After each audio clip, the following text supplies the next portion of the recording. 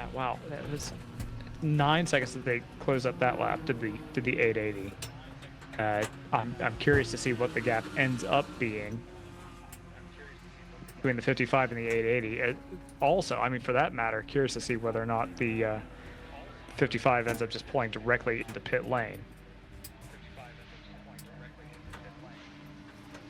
918 being looked at by the stewards as, or by the stewards, by the corner marshals being noted as slow, and they've come straight into the pit lane. 55 has been meatballed, so that they will come into pit lane at some point regardless. Is that who is that that's coming into pit lane? Moorhead. Okay. Moorhead enters their box. Okay, you're right, and that is near enough on schedule for them. I think they've extended just a little bit.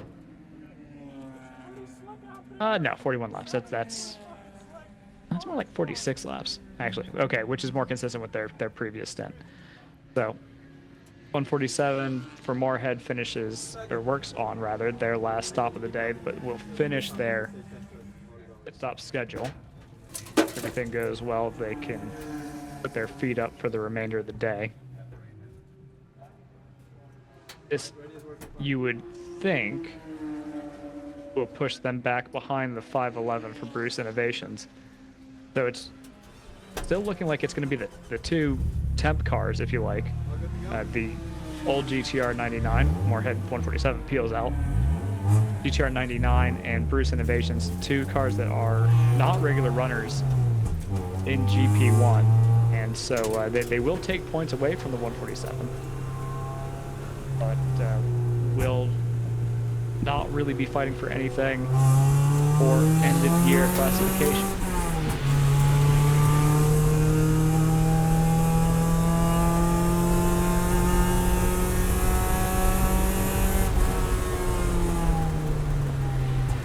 For Open Throttle is going to be a lap behind PC Racing number 44 this next time by.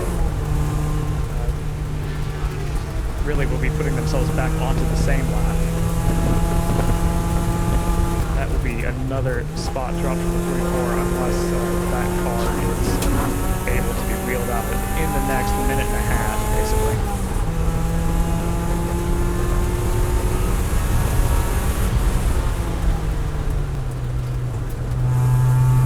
Same lap, the 15 for Palomar is set to overhaul the 63 for Kingpin Racing. And actually that just happened. So move the 15 for Palomar up into P7 in your GP1 classification. In the overall, that puts them P16. So if you look at the overall classification, it's a very mixed running order at the moment. Classes. Everyone's had their own sort of mechanical issues here and there, which makes sense if you take a look at the weather over in Braselton, Georgia at the moment. It is, I've got it at 89 degrees.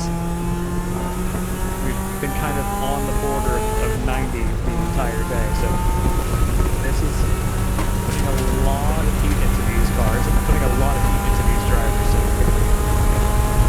really focusing on your drinks bottles, on your cool suits, all the things that keep a driver comfortable and happy and healthy.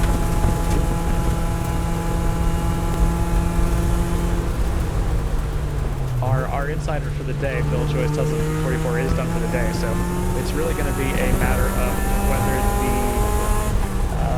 I think the Palomar cars, yeah, it should have, that 15 should have enough time remaining to overhaul that 44 for P6, so they'll continue to drop down with PC Racing.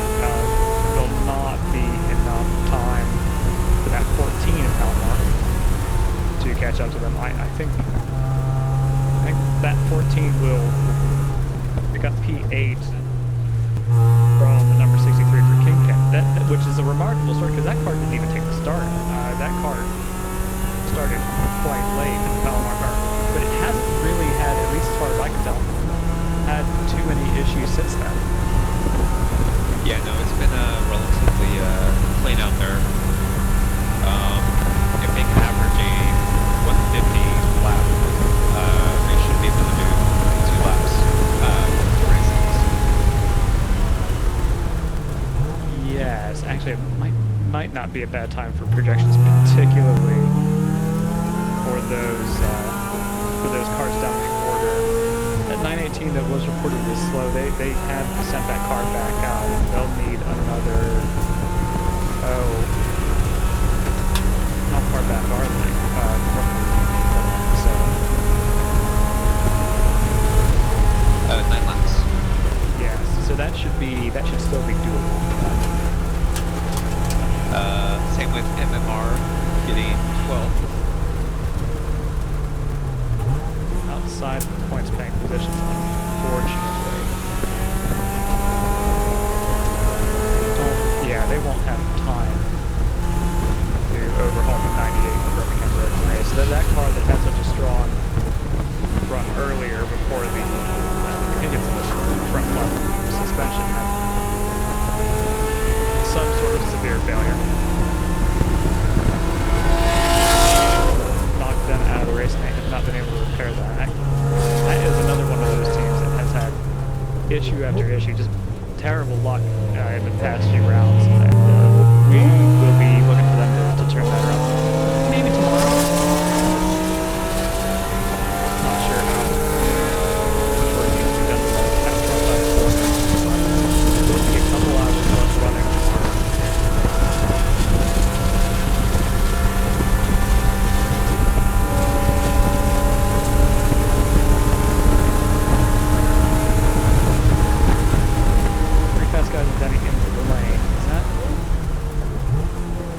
That is probably fine. It's a little early, which makes me a little anxious, but maybe just deciding to pull the car in to be good to go for the race. 25 Mustang into the lane as well. That car that we saw have so many recurring mechanical issues early has been relatively stable as they came back out. How long was their service? I don't even remember at this point.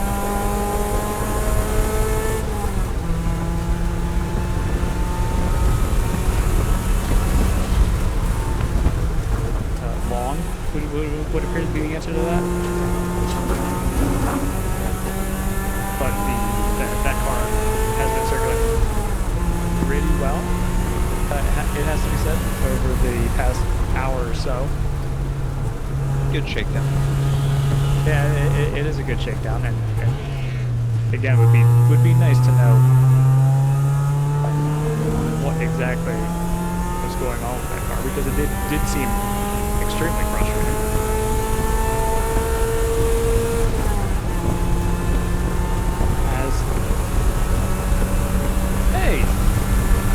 The Edge 26 is back out there. How about that? Talk about a marathon effort. They've been working on that car for the last 7.5 hours and they've just sent it back out. Oh. There's a little bit of a flash fire down in the pit lane. Is that the Mustang? It might be the Mustang. Yeah, you see the plume of smoke there on the back. Yeah, it's mostly been extinguished. I think that's coming on the back of the car.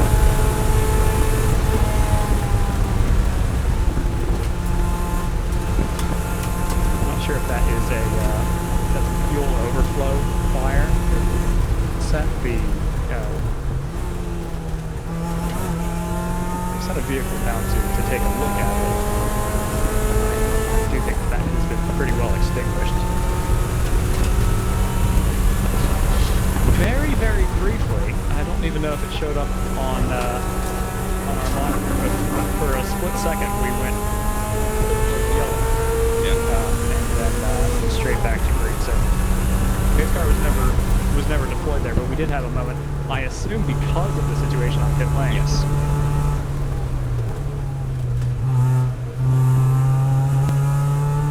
9 918 has picked up their first warning of the day for a pit lane infraction for going over the speed limit. Fortunately for them, that is their, you would hope, their last pit stop of the day.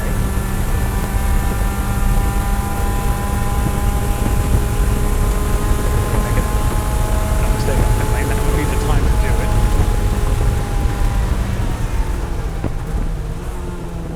Very fast guys, Benny car has been serviced and sent. Time loss of about 1 minute 40. Reasonably quick pit stop, and that will get them out probably as it now with a 7-minute advantage over Robert Motorsports 1 of 9. That'll shrink a bit as that catches up pit lap for that 86 crew.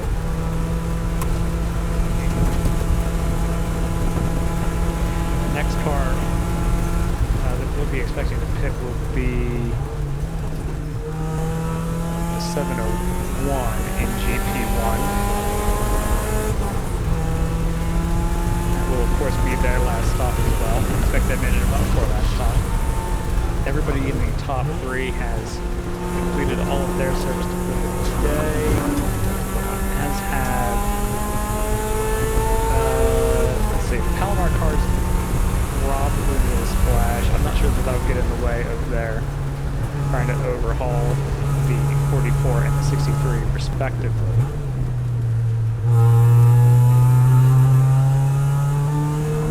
And yeah, if I look at our projections, the 15 should overhaul 44, which makes sense.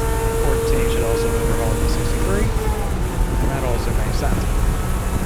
Will the 191 themselves up into the points payment positions? Probably. So after a race leading performance early in the race, performing member of the race squad is likely to fall out of the top 10 altogether by the end of this one.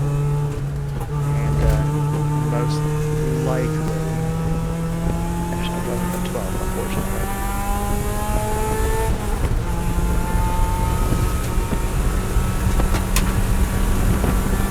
GP2 to 321 from Lonestar Rallycross is coming back. Yeah, this is much too early for them because they hit it on 258. They should have been done.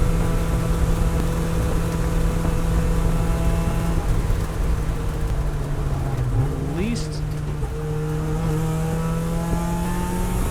looks like they're trying to jack up the left-hand side. I'm not too sure if the rights will go as well. Obviously, it's very late in the day to be doing a tire change, so I wonder if they've had a puncture at some point, or if they've had a tire start to laminate on them, or they've started to take it all day. Really bad vibration. Yeah, it could be a wheel nut that's come loose.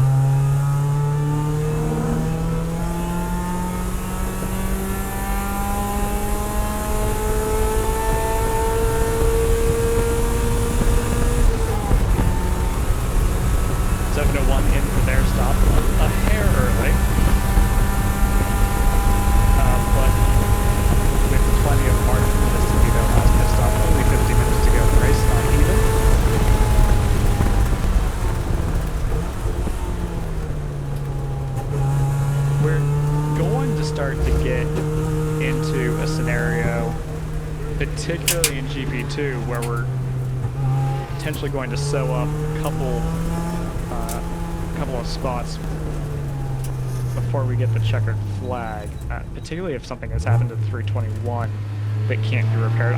Hopefully that's just a tire that needs replaced. But if that car has been disabled for whatever reason, that would free up the 164 to basically seal up the win in GP2 already.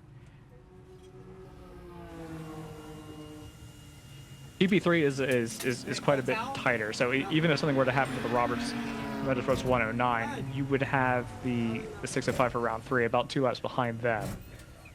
So we're looking at probably about 5 minutes to go before 3 fast guys and Denny can say that they've actually walked away with GP3. GTR 99.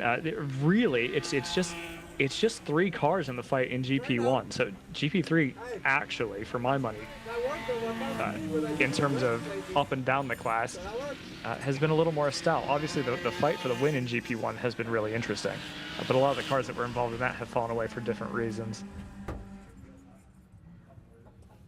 I guess Colin's feeling better? I think so. Good. I kept checking on him every 10 minutes.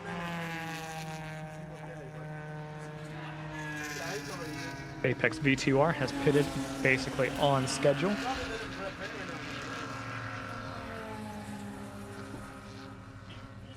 Ooh. I'm okay. I see the Mustang traveling down pit lane. Yeah, would be good to know. Yes, there goes the Mustang. Be good to know what caused that flash fire. Does it turn right or does it rejoin? Good question. All right, it's back out. Yes. It's got 9 laps to catch the 47.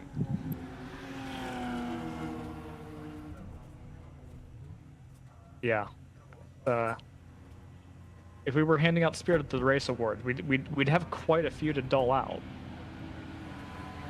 That 25 crew would be one of them for the amount of time that they spent working on that car. Same for the 191. Yeah. Putting a lot of time and effort into basically, I mean, to be frank, looks like making that car drivable. It hasn't been noted since. Yeah. Yeah, so they've done well there, and I think that car could be competitive tomorrow. I'm not sure how far up the order they can get it, but we know Overnight's capable of putting together fast cars. Yeah. But I think you still have to give it to Palomar. Yeah, it sounds like if not Herculean, maybe Sisyphean effort to fix those Palomar cars, but they are still running. To their credit, they're gonna get both cars classified, but they're gonna be, I think, or maybe 10 minutes away from getting that 14 to a point where it's guaranteed to score points. But yeah, what a the biggest reward that I feel like the Palomar squad can ask for at this point is just for things to not break so they can actually go to sleep. Agreed.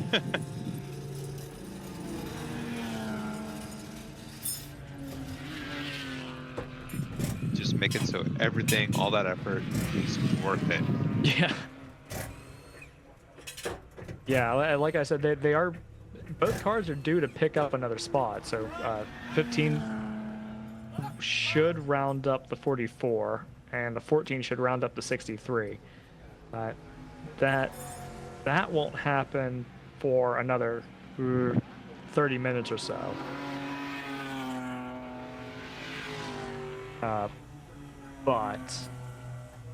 Which is actually, I think, probably kind of fun because it means that they do still have a target to chase. You know, I think it can be tough in longer races when you end up with, you know, a several lap gap. I'm thinking in particular about some of the runners in GP3, where you don't have a real rabbit to chase.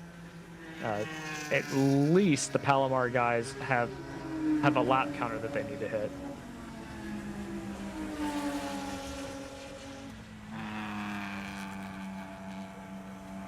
Man, it is really starting to heat up in this battle for second in GP1. Moorhead is absolutely, they're going for it. They've been consistently lapping, you know, 39, 38s, 37.5 within these last 5 laps, whereas unfortunately the 511 is, you know, the 140, 141s, 142. So we're down to under 10 seconds. Let's take a look at some. I'm gonna take a look at some plots for myself to see how things have progressed because we. Oh yeah, that 511 went through a driver change at the last stop and has lost, call it 3 seconds of pace. relative to what they were doing in the previous stint. So I would say they've lost pace with this driver change, and the 137 has picked it up. So that should be relatively easy picking.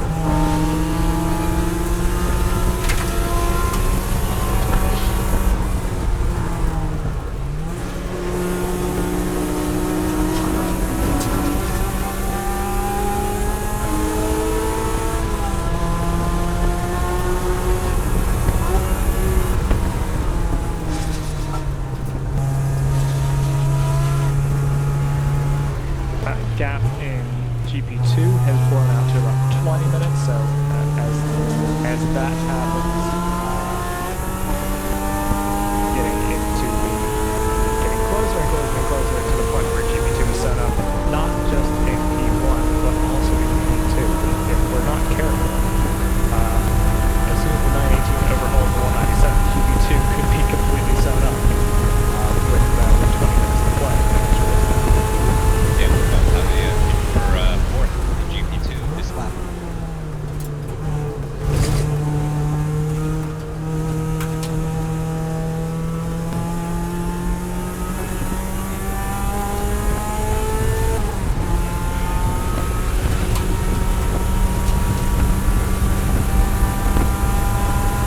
Yeah, I think that this is a 3-hour gap between the 197 and the 918 that's about to be erased. Ooh, getting the tail out a little bit on that 25. Ooh, is that a solid rear axle on that Jetta Mustang? Kind of looked like it.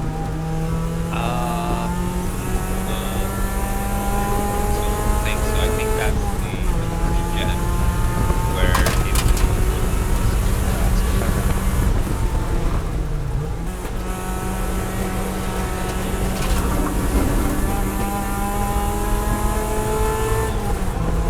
second gap, about a second.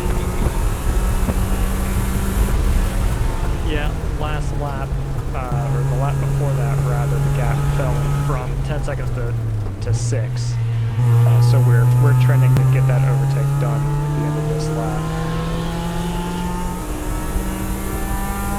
I'm actually curious to know where it's losing all that time. It does seem like we still... I would have expected to lose it in the essence, but it doesn't look like it's dropped that much as it came through turn 5.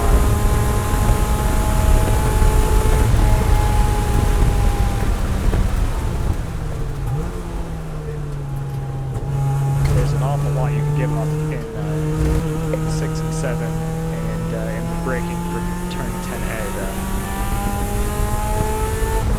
Pass complete, if you want to call it a pass. 918 of Victory Lane has gotten as high as they can expect to finish at this point, overhauling the 197 for overnight motorsports.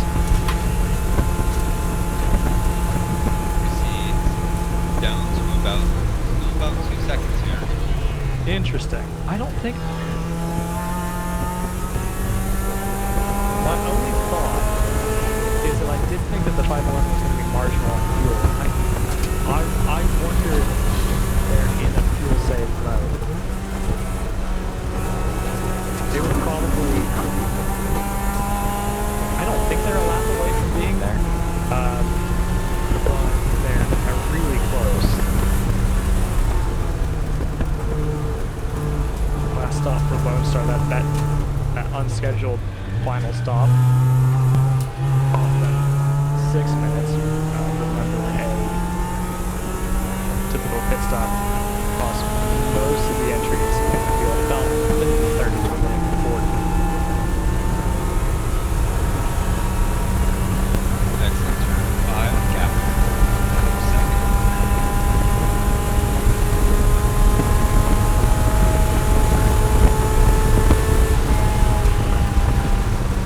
Pretty fast guys and Denny, solidly running in second in GP2, despite being a GP3 car. Side by side down the back straight. They're heading towards C2. C2 cars, left traffic here. And then you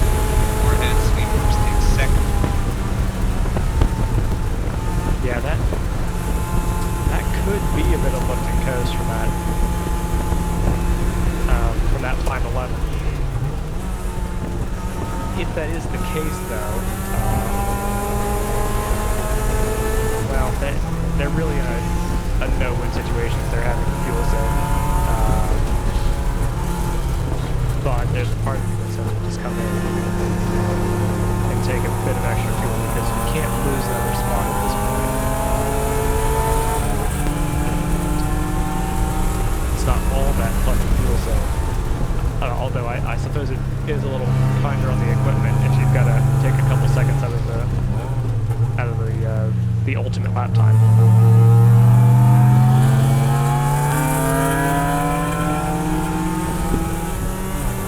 But yeah, as you say, that is second place basically sum up for Moorhead. There's no expectation for my money that car will need to come in again unless they have some unforeseen problem.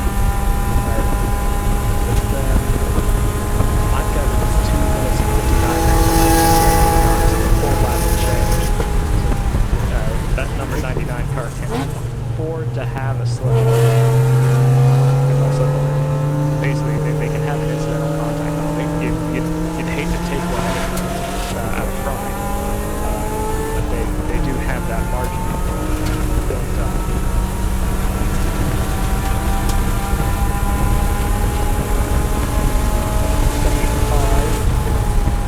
Gone 4 off turn 3, and 701 has gone 4 off turn 7. So a few little incidents here and there, but nothing major, thankfully.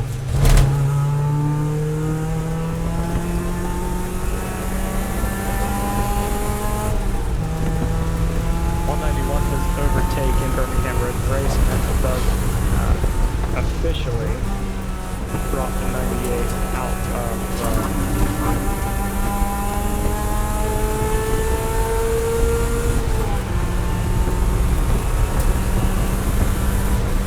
It's hard to tell, but is that a Apex V2R on pit lane right now? They are on pit lane. I'm not sure how long they've been there. Or is that overnight I see right there? Okay, that is overnight. Yes. We are at that point in the race.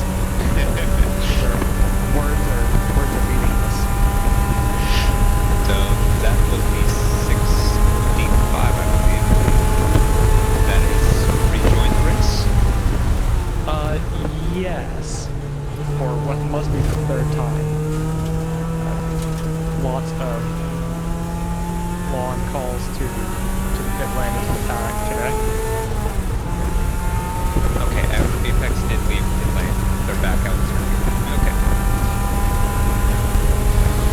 Yeah, that's a very long stop to their lap time for that outlap of the 14.5-minute lap. But it will be their last service call, assuming that they don't have some nagging issue they need to come back in for. But it is definitely a legitimate worry considering you just had a very long stop. They only have a 5-lap margin over the open throttle beyond.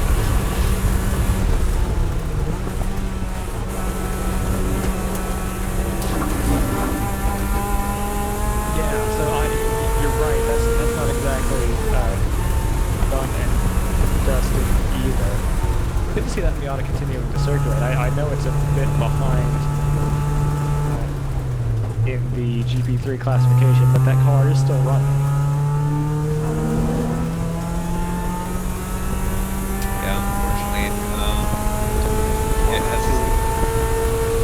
it is the slowest of the running GP3s pace-wise, But it is running. and it's been relatively consistent. Yeah.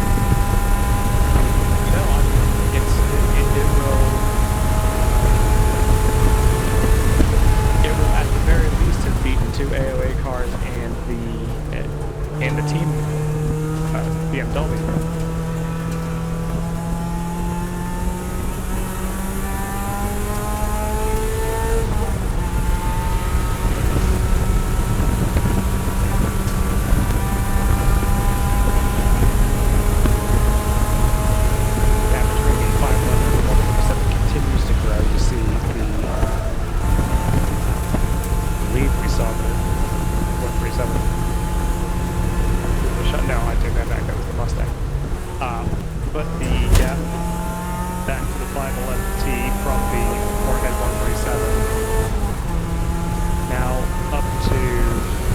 2.5 seconds.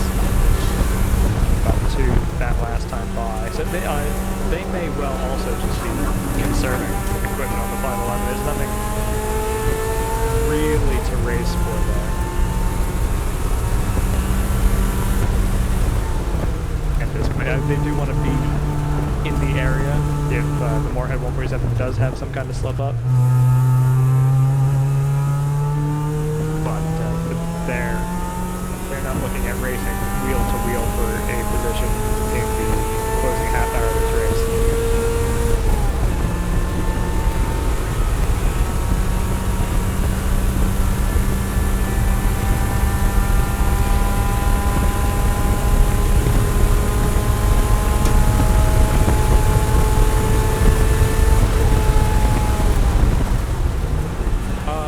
We never really did talk about points. We did a little bit in GP1 and then kind of dropped the subject. That has changed a little bit now because the PC racing car continues to fall down the order. We're probably finishing P7 the way things are going. The Moorhead cars will finish, or at least on track to finish, P2, which will tie their worst result in the Eastern Championship.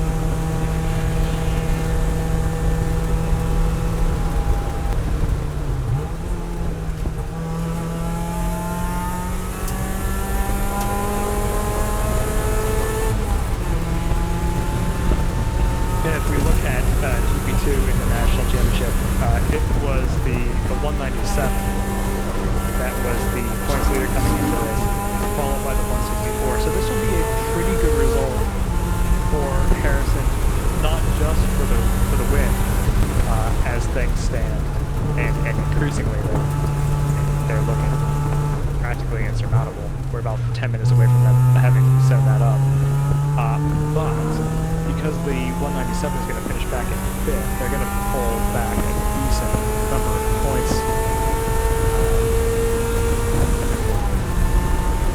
from that car. No lift racing this weekend. The 721 for RR2 Racing is tied for P4 in the GP2 National Championship. They are looking at a podium finish. No bonus points on offer this weekend because we only have the 6 starters, and tomorrow I think we're only still only expecting the 6. In the full course yellow's been reported. We have gone full course yellow. Is that for what have we got down in turn 1? I see that 109 has gone off. Jarvis Roberts. That's your second place GP3 car.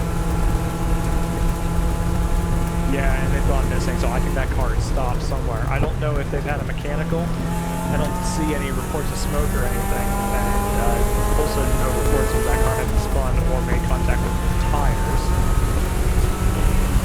No, let's see, where are our boards? Let's see who next on the scene is going to be. Be driver's lens.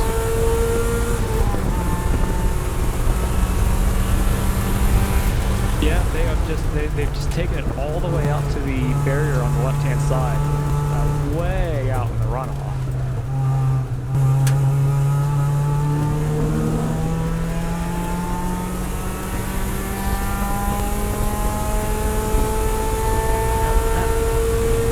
It looks to me like it's been driven.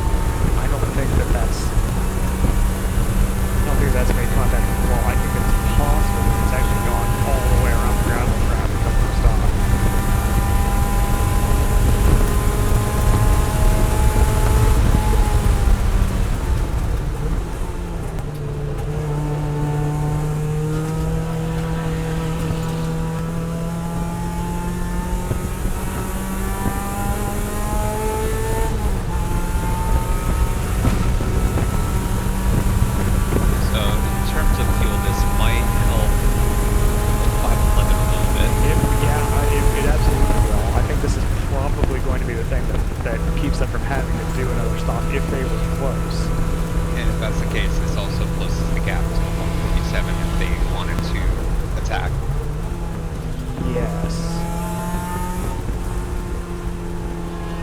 109 has now been overtaken by the 605, so that is a change for position.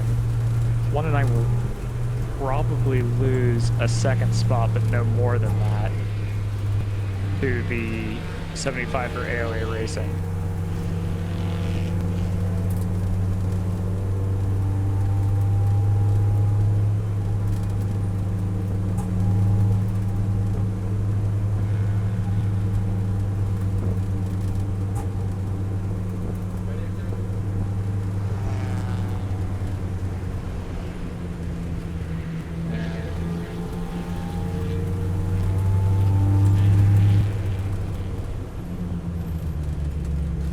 While they go recover that car, let's take advantage. We've been very late on ads today, so let's take advantage of the pause in the action.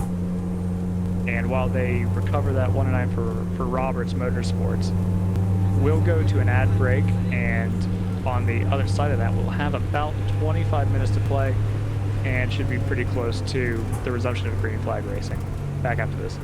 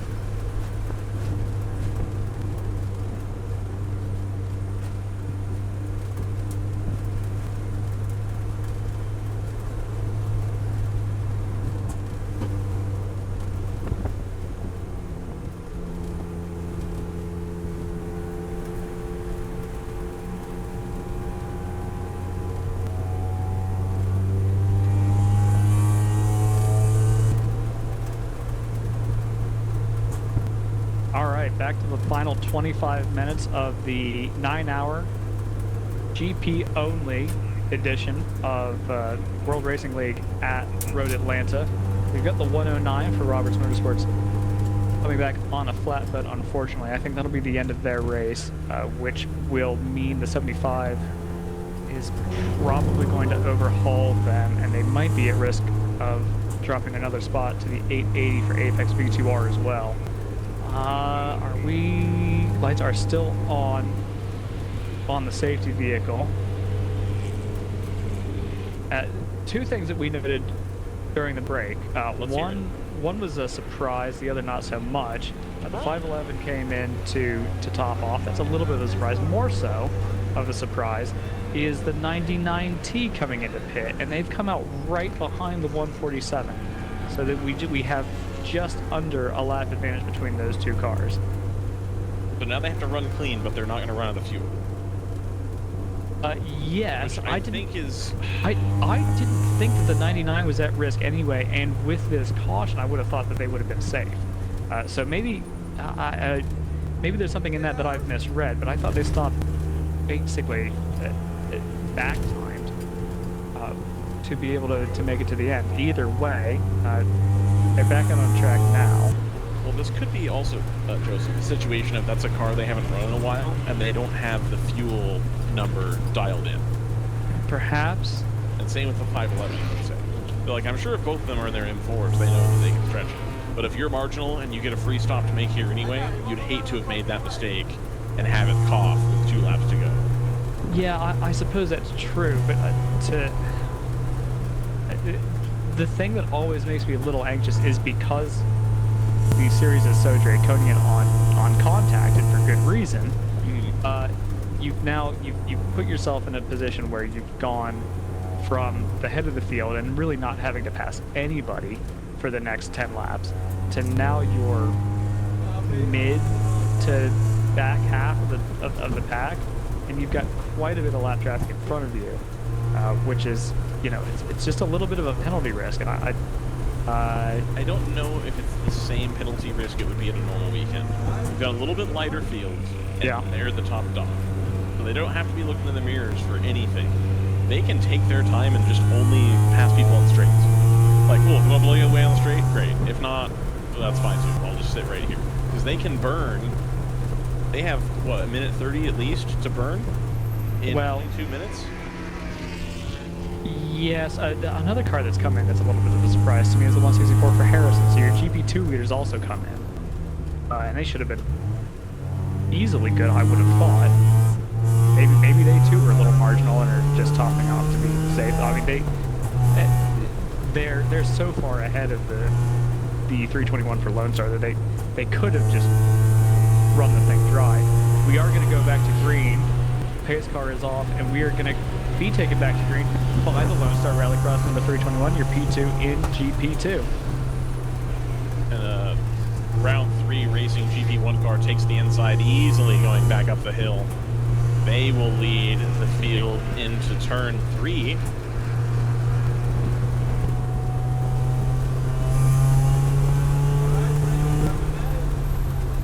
thought that camera was frozen for a second. I was a little bit confused. Mustang going around the outside, putting down that power, trying to keep it going. Running the Ryan Hunter Ray line. Absolutely. They're going to tuck in behind the Miata. Not sure he'll get the advantage of drafting there. Much bigger car versus a much smaller car. I expect to see him jump out again and make another pass.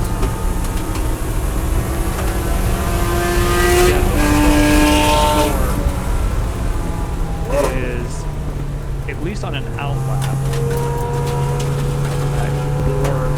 or is still in the pit lane. 2 overtakes that we're looking for. One lap time will be the 15th for Palomar. Should relegate the number 44 for PC Racing down to 57. That should happen on this lap. In about 5 laps time, the team car, number 14 for Palomar, should overhaul the 63 for Kingpin Racing. With under 20 minutes to go, I think Harrison that will score that car which is still so great. I think that's going to help the gap that GP2 is actually basically set in stone, save for post-race tech, basically. Yep. I think so as well. Cross that one effectively off your list. Everyone's just basically got to play it safe and not break the car. We see a nose stuck in turn 12.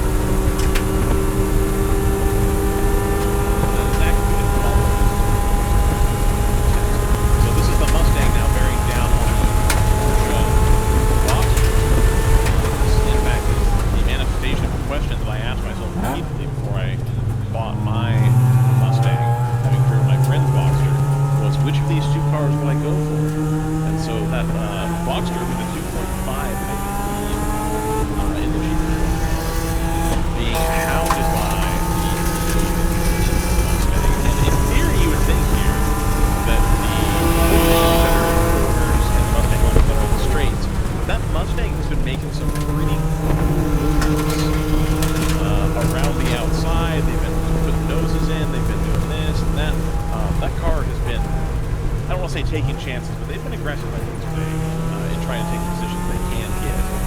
This, of course, is not a battle for position on track, but I think for the watching So what is relevant here, the 99 is going to round up the 147 on the back straightaway on the way into 10A. And that will re-lap that 147, which that brings them back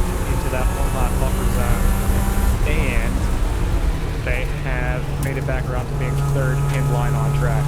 So any concerns that some of us, aka me, might have had about track position not working in their favor appear to have dissolved and they're back to where they need to be. And that Mustang gets around the boxer slash Cayman cleanly into turn number 1. Like a splitter dragon.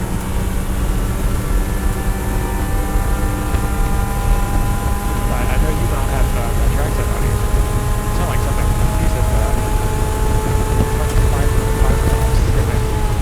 on the compression in turn 1. Apex V2R has pitted, and I don't think that they do. I think they should have been good to go. Remember, they're the ones that recently had the emitters and stuff. Just trying to get out, back on track and start moving, to build off the throttle Miata. Yes, holding off the open throttle Miata and on course in very short order to overtake the 109. That was P2 not too long ago in GP3. And now the number 99 is caught on the heels of the 25 as the 701, 147, and an open throttle partner free wide through Marshall's Post 9. They're going to sort themselves out. The 99 getting ahead of the 25 Mustang, and the 147 getting around both the 701 and the, sorry, not an open throttle car, or one of the Palomar BMWs.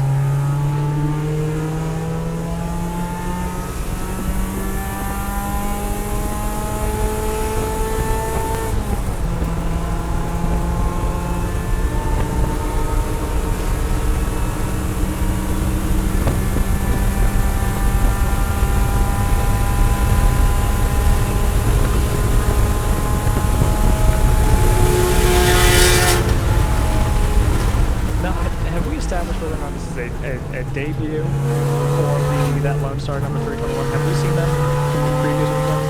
They were at Tech. Okay. So aggressively no. Okay.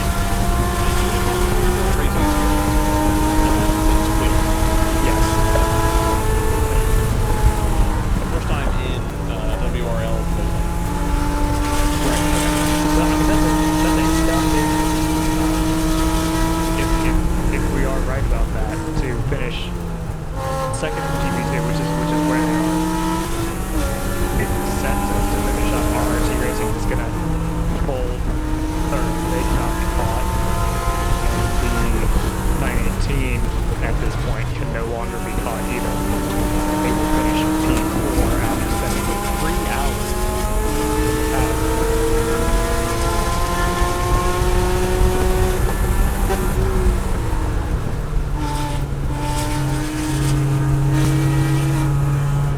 Which, by the way, that 918 is pretty pacey. It hasn't lost that much time since it came out of the garage. It's been doing comparable lap times to once before. Obviously, that comparison car doesn't really need much lap time at the moment because of the gap.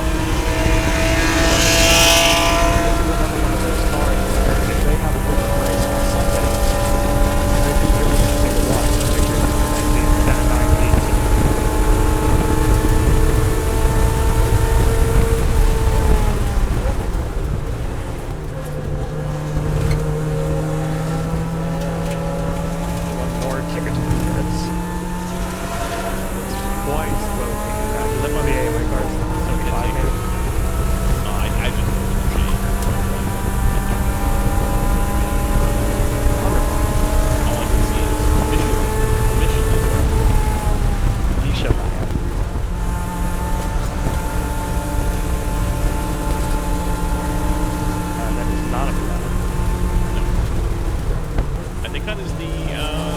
It's the 918. Green lane, yeah.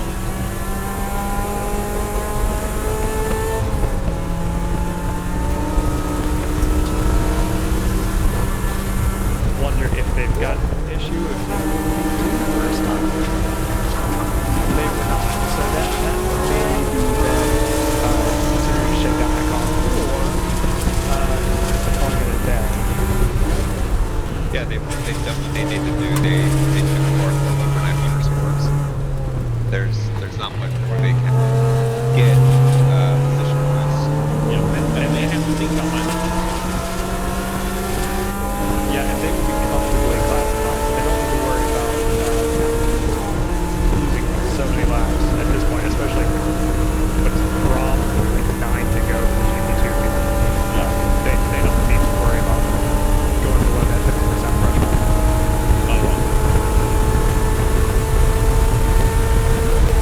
In fact, let's play my favorite game, which is who is going to fall below the threshold. 99T should. Favorite game to see who's ever been in the game. Bitter person. Yeah, well, that's no. So 99T should finish on lap 3 or not, which is great because that's exactly what I had projected earlier. Good work. As they're So also honest too. yeah, I'm Nobody's so ever done it kind-hearted. better. It's fantastic. Nobody's ever seen a projection software like this. Nobody. Lots of people are saying it's been wonderful. They said the man was too irresponsible. If we're being false modest here, I'd just like to point out that the 191 hasn't gone off track for particular reasons. You're right. Huh. Damn. So Got his finger on the pulse. we literally only have GP fields to watch. That's true. That is true. But no, you're right. Since they made whatever setup changes they were making, they've been pretty steady. If we take a look at the pace, which I haven't done, they've been doing consistent 42s, 43s, which would put them on a par with the lap times the 511 is doing at the moment. Not quite what this capable of, to be totally fair. But they're not out at sea with that car. Although they were pretty well beached earlier on. They were. They were like in the end of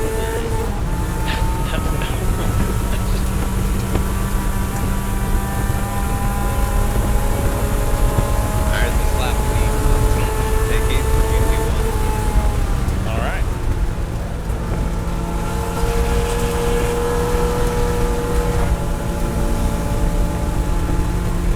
Yes, I heard too many numbers at the same time, and I was scrambling trying to figure out what you were talking about.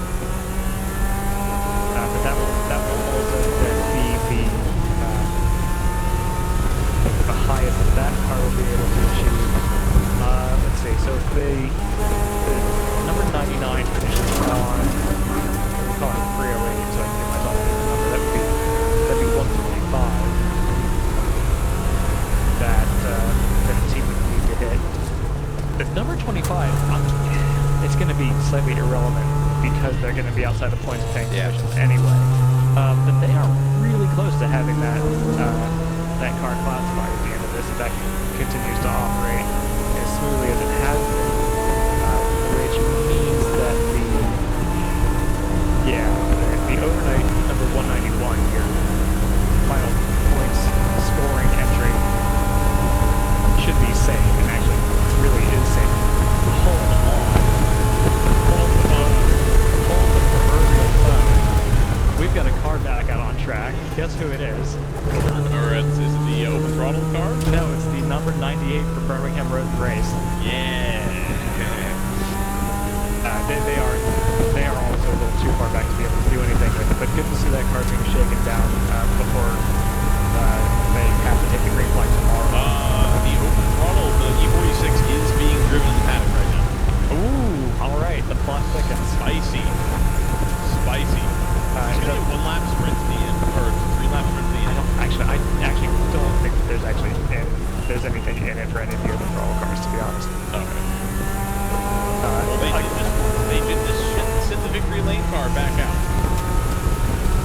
I think some of these are going through setup change shakedowns in the last 10 minutes here. I don't think the 918. Okay, because the 918 wouldn't be able to score, wouldn't be able to pick up another spot if it came out. The open throttle, which is that? Is that going to be the 65? Is that you're referring to? Yes. Yeah. They are. They're not. I don't believe they're within striking distance of the 55. They No. get that car together. No, they are 108 laps behind. So I mean, they are right there. More importantly, is they previously came out to get past the 85.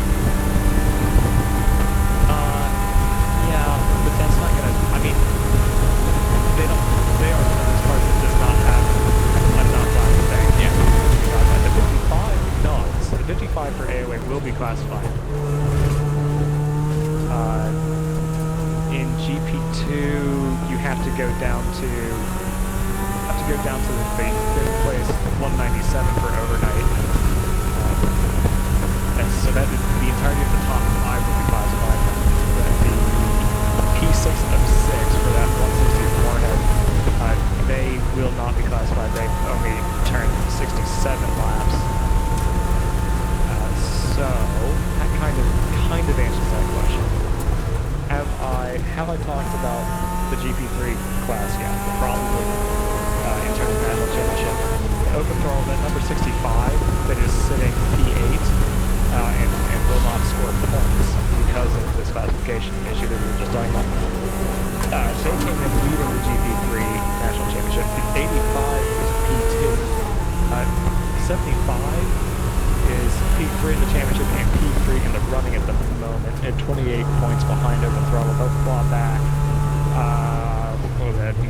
I think that'll be 10 points. They'll claw back 10 points because I think this class will get bonus points today. Yeah. For having, I think it's greater than 7 entries. Yes. The bonus. Exactly. The 55.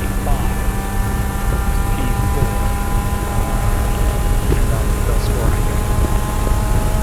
Might say off the top of the head, 3, might say I think maybe 4. So not a tremendous result. The Roberts car is P5 in the championship. So actually, the cool thing about the entries that we've had is basically the top 5 of the championship have all come to play this weekend. Unfortunately, it's not going to be a tremendous day for any of them. The 605 hasn't actually run a race this year yet, so they'll come away with a second place finish in a championship that they don't really have much stake in. Same for 3 fast guys at the 75, as I mentioned, P3 in the championship.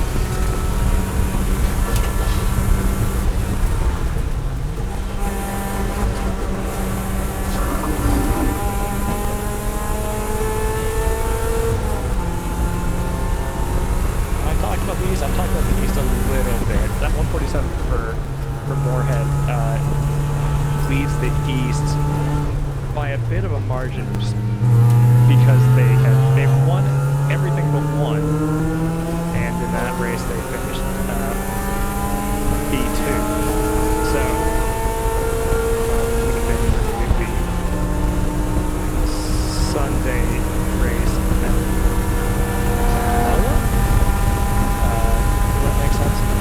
I'll play with that race.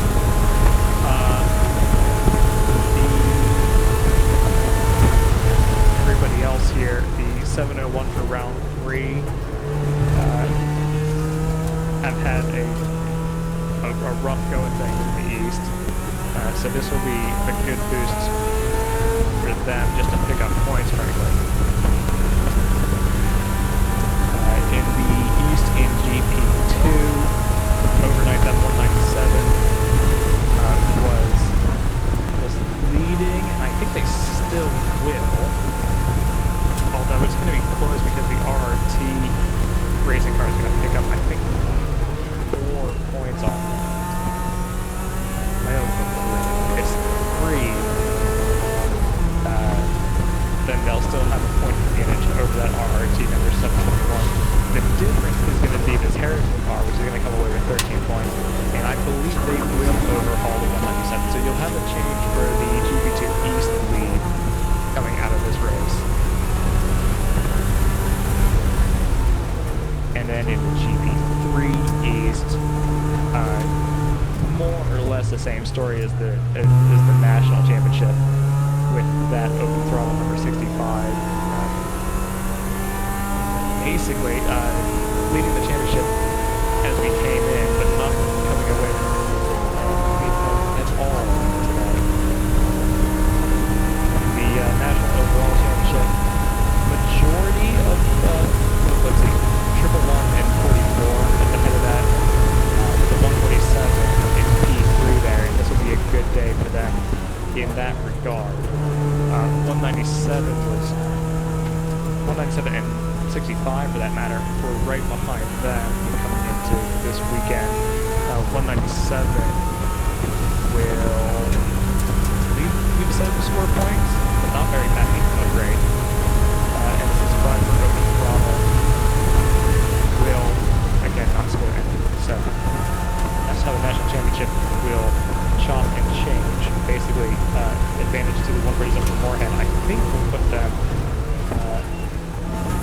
to the top of that table.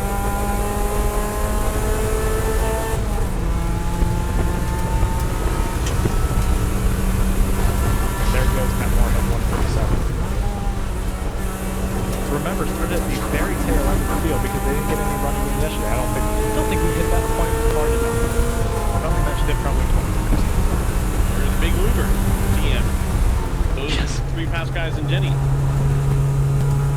Our leader is coming across start-finish line to take the white flag. Yeah, we haven't seen this number 99 team GTR entry in what, probably 4 years, we all think, and here it is again, taking the mothballs out, and it has been hardly challenged. A little bit of a scare from the Moorhead 147 at times. Maybe it would have been a different story if that car had started where it ought to have. And that old choice car being run by Bruce Innovations, that 511T. Really strong fight in the podium places in GP1. But ultimately, it is that story that we always talk about with that Team GTR squad. Just the consistency, not necessarily pushing for overall pace, but that repeated consistency out of that team. And really, it feels like I'm watching a race from Coda in 2018 with this car. Just, you cannot get rid of it. Same can be said with our other class leaders today. Harrison's going to win GP2 by about 11 and a half laps. It's three fast guys with Denny's. They've got a 5.4 lap margin, but enough to put the Ryan, bring us home as the number 99 goes into the Fox Factory Bridge. I just muted myself there. So, the 99 is going to go into the bridge for approximately 10 seconds past, and we're going to wrap up the race here. Pretty excited. There comes the 147 underneath the Michelin Bridge, passing the checkered flag there. Very happy to have had going with us here today. Make sure that you join us tomorrow as well. We will be doing the same thing again for about the same amount of time. We're going to have about a 2-hour break in the middle there for lunch, breakfast as it were. Should be same time, same place. We'll have 1 hour and then 6 hours of furious action at the hoping to see some more cars here. Joseph, I'm going to be honest with you. I don't see the car that you want me to call. already came across the line. And have it here. That was a multi-view, trying to do something else in the background. So, beautiful. Waiting for two more. I don't think have we seen Harrison come across? I believe Harrison's on the back straight right now. Yeah. Okay. And also waiting for that. Fast guys with Denny's behind. Perfect. So those will be our last two class winners. Perfect. There goes There's Harrison. Sports car. And then Down the hill through 12. yep, that's going to be the three fast guys and Jenny. Toyota 86. Hitting the apex there. Only a couple more turns to go and you're home free for a nice cold beverage.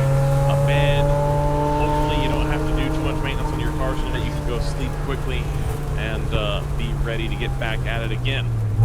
And here they come over the line. So that wraps up our class winners here. Gentlemen, thanks for hanging out while I played cameraman today. That was really fun. I don't envy you being in the heat. Yeah. It was wonderful to be in my air-conditioned house. 10 out of 10, no notes. Would do again. Yes. Beautiful, beautiful. Well, we've wrapped up the point situation, right? And we have wrapped fun up that. the running orders. Yeah. I think we're good here. Are we not? Yeah, my biggest note is I think this is going to be a completely different race. We saw a lot of cars that will get a second crack at things, have the right pace to contend for wins, and because it's a 7-hour race instead of a 9-hour race, completely different complexion to the strategy, at least until we get our first full course yellow, and then everything will be thrown into complete disarray. I'm looking forward to it. I don't know about everybody else, but I am pumped for disarray. This array, that array, all of the arrays, really. Concatenated arrays, matrix transpositions. Indeed. Well, for JT Tammy, Joseph Woodrock, Zach Johnson. That's his name. You're right. And myself, What's Ryan your name? West. That's awesome. There we go. Have a lovely evening. We'll see you tomorrow here at Road Atlanta. I'm glad for that fuel stain because I was so close to doing 41s in this fucking heat. Thank you. I was catching this fucker. I don't know if he was chilling at the end last 3 laps, but I was actually about to pass him. He probably was chilling. He was. I mean, it's a P1 car. Lots of people were chilling. I don't know if you heard me on the radio when I said I love you motherfuckers. And I mean it.